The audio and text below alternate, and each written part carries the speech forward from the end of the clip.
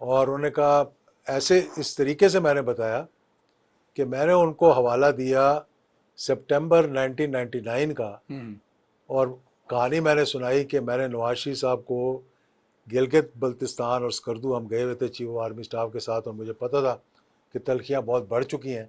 ठीक। तो मैंने उन्हें कैसे समझाने की कोशिश की, लेकिन वो उस वक्त नहीं समझे बात, क्योंकि उन्होंने किसी चीज़ का फैसला कर लिया हुआ था। ठीक है। तो एंड में खान साहब ने कहा कि अच्छा फिर क्या करना चाहिए। तो मैं कहा ये पड़ा है, फ़ोन उठाएं, हाँ हाँ। कॉल करें, ठीक। और उनको कहें मैं आ रहा हूँ रात खाने पे, अकेले जाएं, बैठ के बात करें, जो गलत फहमियाँ दूर हो जाएं। ठीक। और कहा नहीं नहीं नहीं यार, मुलाकातें होती रहती हैं, ये मामला ठीक चलते रहते हैं। और उसके बाद से फिर मतलब हम एक दूसरे के करीब रहे। जब रजीम चेंज होने वाला था, ठीक। उससे पहले मैं कुछ उनके कोलिशन पार्टनर्स को भी मिला, MQM से मुलाकात की, जब जी देखा बिल्कुल, कि आपस में बड़े एक्टिव थे वो उस वक्त। भी बड़े परेशान थे। क्योंकि मैंने उनसे एक सवाल किया था, मैंने उनको कहा, मैंने कहा मैं सिर्फ ये पूछने के लिए आया हूँ कि इस पौंड के अंदर दो दो मछलियाँ कैसे रहेंगी, आप और पीपल्स पार्टी, ठीक यानी है। MQM और पीपल्स पार्टी कराची में किस तरह इकट्ठे चलेंगे। तो उन्होंने भी ऐसे हाथ जोड़ लिया यार कि मतलब अभी हमें ये खुद समझ नहीं आ रही। ज़ाहिर है मुश्किल था उनके तो लिए भी। बहरहाल बाद में जो हुआ वो हुआ। उसके बाद भी हमने कोशिश की कि जो है ना मामला ठीक हो जाए, ठीक। लेकिन मेरा ख्याल है कुछ लोगों ने गलत इनपुट देते रहे जो उनके करीबी थे। और मेरा ख्याल है खान साहब समझते थे, लेकिन वो जब कोई बैठकर कुछ कहता था तो मान लेते थे। जब मैं ये कहता था कि जी आप गलत कर रहे हैं, आपको इस्टेब्लिशमेंट के साथ मामला ताल्लुकात ठीक बेहतर करने करने चाहिए, तो चाहिए। वो उससे मेरी मीटिंग के बाद 2 दिन बहुत अच्छे बयान दे देते थे। ठीक। और फिर कोई जाके कुछ बता देता था, फिर दूरियां हो जाती थी दूरियां हो पैदा। जाती। ठीक। तो तो सर ये अब मामला रहा सर। ये तो आपने चीज़ें सारी देखी हैं, अब आप कहाँ क्या देख रहे हैं सर? अब जो हालात हैं इस वक्त, ये जहाँ जहाँ आके चीज़ें खड़ी हुई हुई हैं, और बिलखुसूस जनरल फैज़ की गिरफ्तारी भी हो गई, ये भी एक बहुत बड़ा ज़ारा, आपका तो खुद एक फ़ौजी घराने से ताल्लुक़ है और फिर आपके ताल्लुकात बहुत हैं। तो इसको आप खान साहब के तनाज़र में इस गिरफ्तारी को कैसे देखते हैं, या ये उसमें इतनी ज़्यादा रेलिवेंट नहीं है? देखें फ़िलहाल तो जो चीज़ देखें, मैं जनरल फैज़ के साथ मेरा ताल्लुक़ था, मुलाकातें भी हुई। ख़ास तौर पर अभी आपने ज़िक्र किया अफ़गानिस्तान के हवाले से, एक बड़ी लंबी मेरी उनकी 1-to-1 मीटिंग हुई थी, जब तालिबान का एक वफ़्द अमेरिका के इनख़ला से पहले जी जी। मेरे पास अफ़सोस करने आया था, लेकिन उन्होंने ऐसी बातें की मेरे साथ 4-5 घंटे की मुलाकात में कि वो कुछ चीज़ें थी जो कन्वे करनी थी। तो ठीक। वो एक बड़ी तवील मुलाकात थी। उससे पहले भी मुलाकातें हुई हैं, लेकिन इतनी ज़्यादा नहीं थी ठीक। कि मैं ये कहूँ कि जी हमारी कोई ऐसे 1-to-1 मुलाकातें हुई। मुझे बात ये कि देखें, फ़ौज का एक अपना तरीक़ाकार है, एक कोर्ट मार्शल हो रहा है, हमने इसको एक मजाक बना लिया।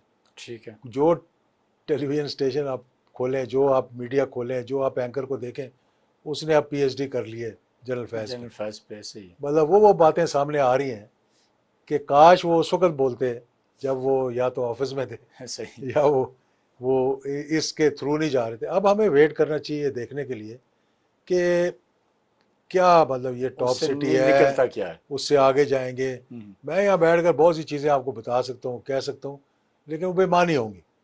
ठीक। तो उस पर हम एज ए ले मैन मैं समझता हूँ कि जिसकी इतना अंदर अंदर की बात नहीं मालूम, तो उस पर बेहतर है कि wait and see, let them decide. फ़ौज का फैसला है, फ़ौज कभी कोर्ट मार्शल शुरू नहीं करती जब तक कि उनके पास ठोस सबूत ना हो। इतना बड़ा कदम उन्होंने नहीं लेना था। ऐसे ये तो बहुत उनके बड़ा पास कुछ ना कुछ स्टेप सबूत है ये। ज़रूर है जिससे उन्होंने इसको इनिशिएट किया।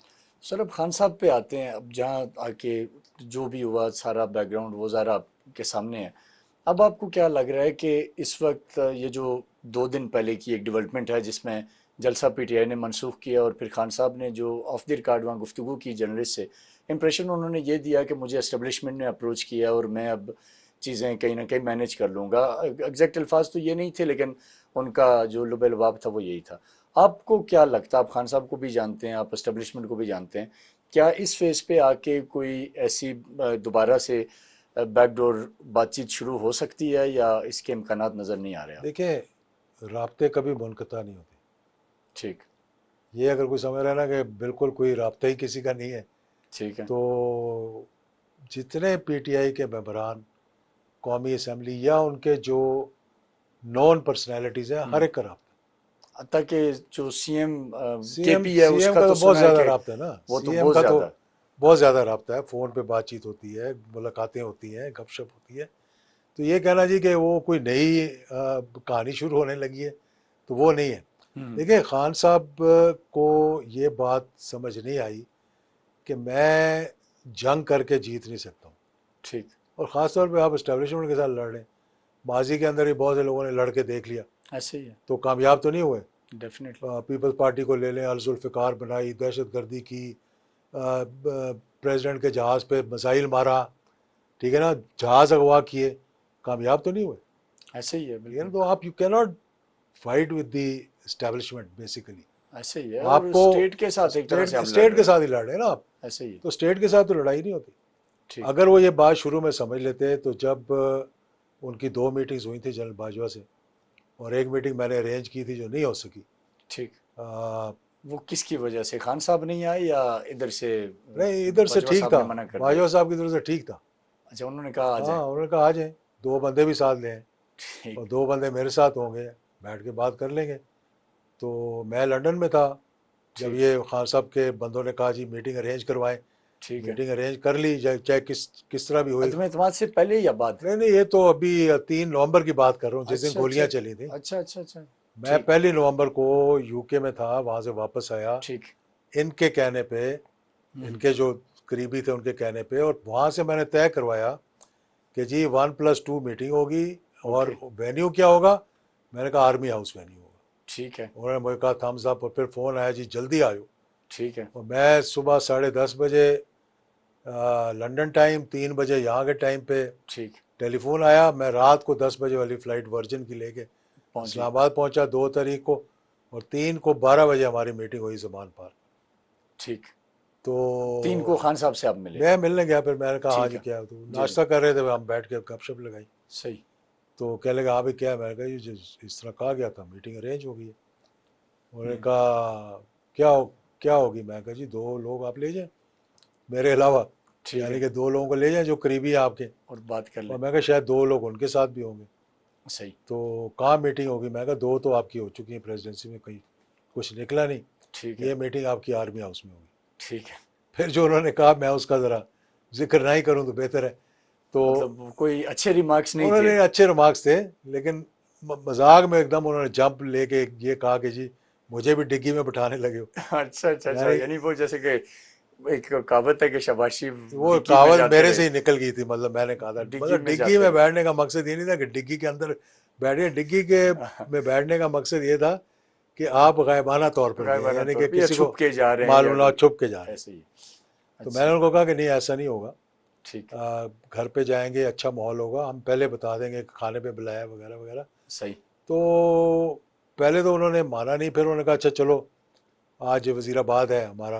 हाँ हाँ हाँ। तो मैंने कहा मैं बहुत थका हुआ हूँ, 2 रातों से जाग रहा, तो मैं जाके सो गया। तो शाम को पता लगा कि वहाँ गोलियां वो चल गई वाक़या हैं, हो और गया। फिर वो मामला बिल्कुल ही ठीक। ख़राब हो गए थे। फिर हफ्ते के बाद मैं वापस चला गया। ठीक, तो ये अब बात। आपको लगता है खान साहब को रियलाइजेशन हो गई है कि मुझसे ये सारी गलतियां हुई, मुझे मान लेना चाहिए था, या अब भी उन्हें कहीं ताकत का नशा है और उन्हें लगता है कि नहीं लोग इतने निकलेंगे कि मैं तहस नहस कर दूंगा या इनकलाब ले आऊंगा, जो देखिए या जो ये उनके लोग टीवी पे कह रहे होते हैं कि जी बांग्लादेश तर्ज इनकलाब ले देखिए आएंगे? बात ये है कि बांग्लादेश का तर्ज का जो इनकलाब है ना, वो सियासतदान नहीं लाते। ठीक। 77 में भी जब तहरीक चली थी, उसमें सियासतदान आगे बाद में आए। वो अवाम थे, वो मस्जिदें थी, वो मेंबर थे, डेफिनेटली। जहाँ से वो आवाज़ें उठी, नफाज मुस्तफ़ा की सही। आवाज़ें उठी। बाद में फिर मुफ्ती महमूद साहब हुए, असगर खान साहब हुए, दीगर लोग हुए, वो उसके आगे लग गए। ठीक। तो बांग्लादेश में भी यही हुआ, कोई पॉलिटिशियन नहीं था, कोई पॉलिटिकल बात नहीं थी, अवाम थी। ऐसे ही। फिर अवाम के साथ अगर वो मिल गए हो पॉलिटिशियन बाद में, तो उनका फ़ायदा उठाने के लिए तो वो अलग बात है। रेवोल्यूशन इस तरह नहीं आती। ठीक। मतलब या तो आप कोई नेल्सन मंडेला से मुकाबला तो नहीं कर सकते ना। ऐसे ही। नेल्सन मंडेला ने 27 साल जेल में गुजारे, और बाहर निकल कर क्या कहा कि मैं सबको माफ़ कर दूँ, ये ऐसे ही। मेरा ही मुल्क है, ये आपका ही मुल्क है। तो हम्म। यहाँ पे ये देखे ना, मैं ये हमेशा कहता हूँ, ये खान साहब के सामने मैंने एक आधी दफ़ा कहा था, मैं कहता कि ये कमरे में बैठे हैं हम, 2 रास्ते, एक दरवाज़ा है जिससे आप आराम से खोल के निकले, दूसरा ये दीवार है।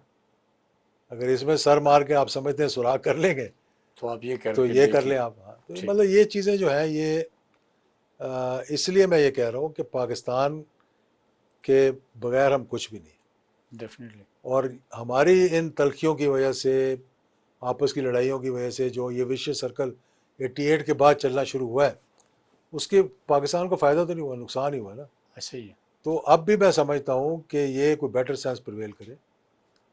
लेकिन खान आपको साहब लग भी